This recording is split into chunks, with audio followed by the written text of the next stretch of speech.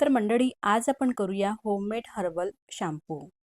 नमस्कार मैत्रिणींनो, मी सुरेखाने आपल्या देवदर्शन किचनमध्ये तुम्हा सर्वांचं अगदी मनापासून स्वागत करते। तर मैत्रिणींनो, आज मी तुम्हाला कसली रेसिपी नाही, तर आज मी तुम्हाला होममेड हर्बल शॅम्पू कशा प्रकारे मी करत असते हे थोडक्यात दाखवत आहे। बघू शकता। तर शॅम्पू करण्यासाठी मी या ठिकाणी रोजमेरी सोबतच काही जडीबुटी घेतलेले आहे, म्हणजे सर्व हर्बल साहित्य। त्यासोबतच ही रोजमेरी आहे। तुम्हाला माहितीच आहे रोजमेरी ही केसांसाठी किती गुणकारी आहे। आता हे जे सगळं साहित्य आहे ना, आपल्याला मोजून मापूनच घ्यायचं आहे। तर माझं हे एक प्रमाण ठरलेलं आहे, त्यानुसार मी हे सगळं काही साहित्य मोजूनच घेते।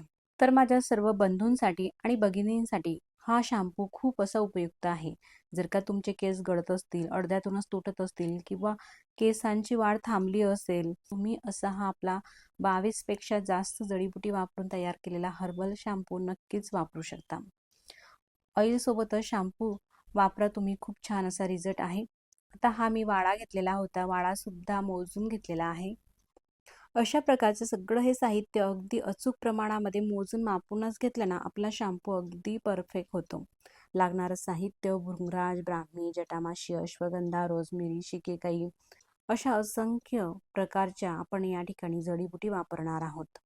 आता घेतलेल्या सगळ्या जडीबुटी आपल्याला भिजत घालायची आहे। तर त्याआधी एक पसरट असं मोठं भांडं घ्यायचं आहे आणि त्या भांड्यामध्ये या घेतलेल्या संपूर्ण जडीबुटी आपल्याला टाकायची आहे।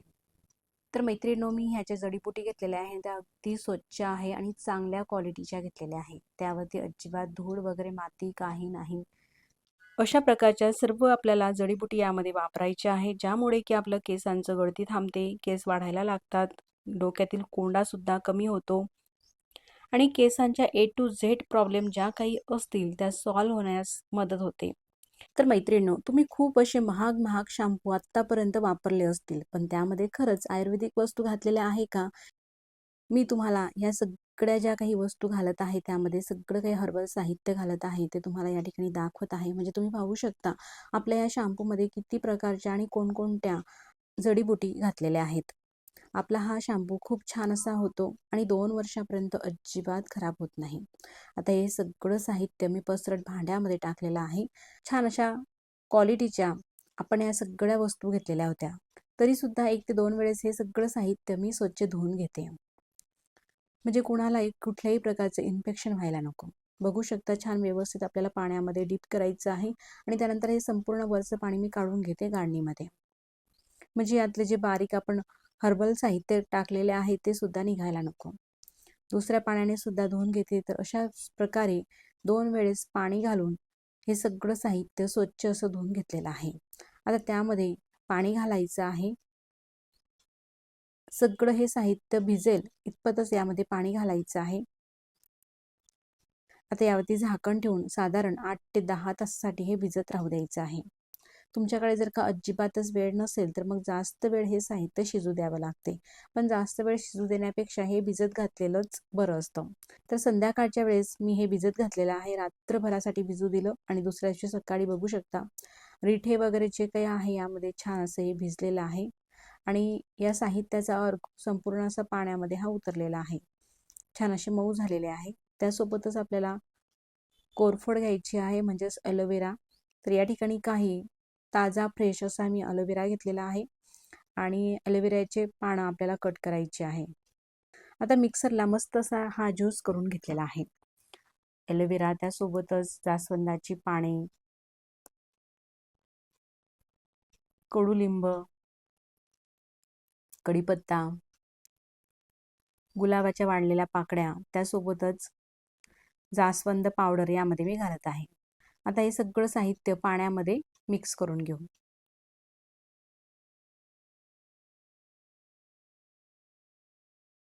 बघू शकता रिठे छान असे भिजलेले आहेत, त्यामुळे आतापासूनच फेस निघायला सुरुवात झालेली आहे। अजून तर पूर्ण प्रोसेस आपली ही राहिलीच आहे।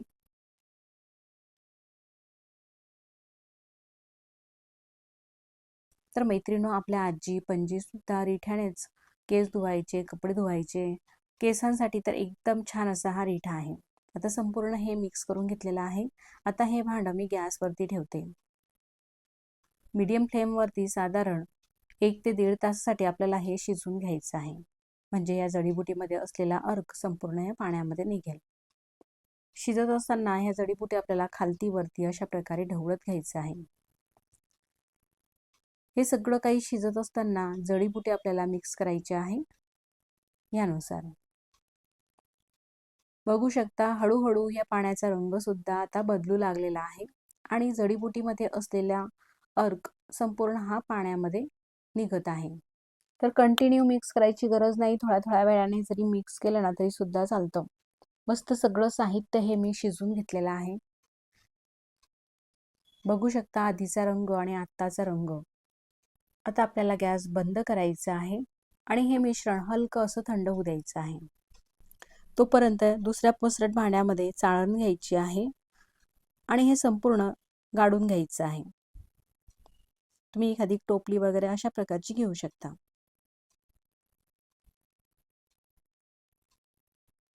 या जडीबुटीचं जे पाणी निघालेलं आहे ना, त्या पाण्याचा रंग सुद्धा तुम्ही बघू शकता.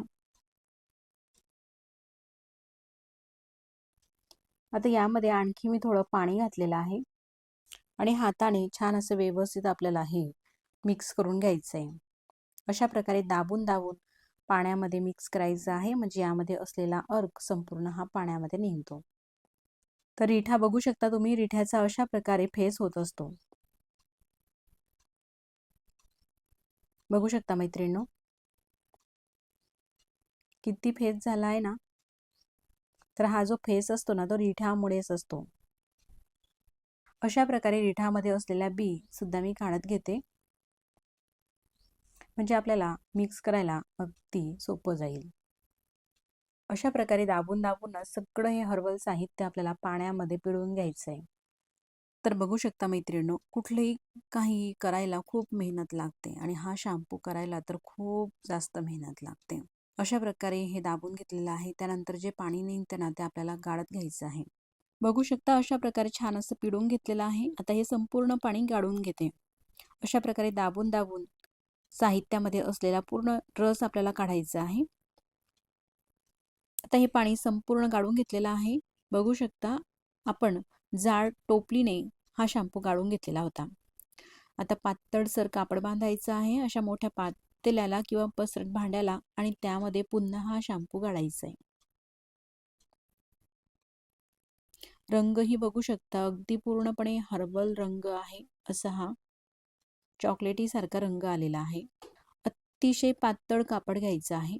आता संपूर्ण हा शॅम्पू आपला गाळून रेडी झालेला आहे. तर मैत्रिणींनो, आता तुम्हाला वाटेल आपला हा शॅम्पू तयार झालेला आहे, तर नाही. अशा प्रकारे जर का तुम्ही व्हिडिओ बघून शॅम्पू करण्याचा प्रयत्न केला तर हा शॅम्पू फक्त तुम्हाला 2 ते 3 दिवसच वापरता येईल. त्यानंतर एक असा उग्र वास येईल ह्या शॅम्पूला आणि तुम्ही वापरणार सुद्धा नाही. बघू शकता संपूर्ण हे पाणी अशा प्रकारे गाळून घेतलेलं आहे, म्हणजेच आपला हा हर्बल शॅम्पू. आता यामध्ये काही सिक्रेट माझं साहित्य आहे, पण ते पूर्णपणे केमिकल फ्री आहे. मी पुन्हा पुन्हा सांगते मैत्रिणींनो, मी कुठल्याही प्रकारच्या केमिकलचा वापर करत नाही. अगदी केमिकल फ्री मी तुम्हाला प्रोडक्ट देत आहे. या ठिकाणी शॅम्पू करण्यासाठी जे काही माझं सिक्रेट साहित्य आहे ना ते मी यामध्ये ॲड केलं. हवं त्या प्रमाणामध्ये ॲड करावं लागतं. ते सुद्धा पूर्णपणे मोजून व्यवस्थितपणे ॲड करावं लागतं आणि त्यानंतर बीटरने अशा प्रकारे मिक्स करावं लागतं. बघू शकता तुम्ही चमक शॅम्पूला. तर मंडळी, तुम्ही माझ्यावरती बिनधास्त विश्वास ठेवू शकता. यामध्ये आपण कुठल्याही प्रकारच्या केमिकलचा वापर केलेला नाही, कारण जवळपास 4 वर्षापासून मी सोशल मीडियावरती आहे आणि आपलं यूट्यूब चॅनल हे छान असं ग्रोथसुद्धा होत आहे. तुम्ही बघू शकता जवळपास आता काही दिवसामध्येच 3 लाखाच्या जवळपास आपली ही यूट्यूब फॅमिली होईल. तुम्ही छान असा सपोर्ट करत आहात. तुमचा विश्वास कायम टिकून ठेवणे हेच माझ्यासाठी खूप असं महत्त्वाचं आहे. त्यासाठी बिनधास्त तुम्ही माझ्यावरती विश्वास ठेवा आणि हा शॅम्पू घ्या. जर का तुमचे केस गळत असतील, केसांची वाढ होत नसेल, आता व्यवस्थित एक टाईम असतो सेट करण्याचा, तितक्या वेळासाठी हे बीटर मी फिरवून घेतलेलं आहे आणि त्यानंतर आपल्याला हा शॅम्पू सेट होण्यासाठी ठेवायचा आहे.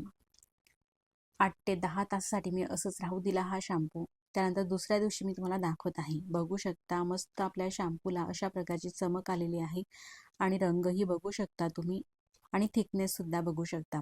अशा प्रकारचा आपला हा शॅम्पू तयार झालेला आहे. हा शॅम्पू 2 वर्षापर्यंत अजिबात खराब होत नाही. छान असा सुगंधित आपला हा शॅम्पू झालेला आहे. अगदी केमिकल फ्री. बघू शकता शॅम्पू किती छान असं झालेला आहे. तर मैत्रिणींनो, तुमचे केस जर का गळत असतील, डोक्यात कोंडा झाला असेल किंवा केसांची वाढ थांबली असेल, अजिबातच तुमचे केस वाढत नसतील किंवा केस अर्ध्यातूनच तुटत असतील, तर या सगळ्या समस्यांवरती रामबाण असा हा 22 जडीबुटीपासून तयार केलेला गोल्डन हर्बल शॅम्पू, यासोबतच आपण होममेड हर्बल ऑइल सुद्धा तयार केलेला आहे. त्यासोबतच आपण हा होममेड शॅम्पू सुद्धा तयार केलेला आहे. त्यासोबतच आपली देवदर्शन किचन चॅनलची म्हणजेच DK हर्बल मेहंदी सुद्धा आहे. आता शॅम्पू हा बाटलीमध्ये अशा प्रकारे मी भरून घेते. तर मैत्रिणींनो, आपली ही शॅम्पूची बॉटल 200 ml ची आहे.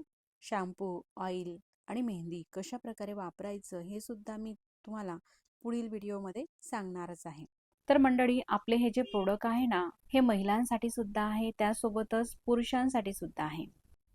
तर पुरुष मंडळीचे सुद्धा केस गळत असतील तर पुरुष मंडळी सुद्धा हा शॅम्पू, ऑइल आणि मेहंदी वापरू शकता.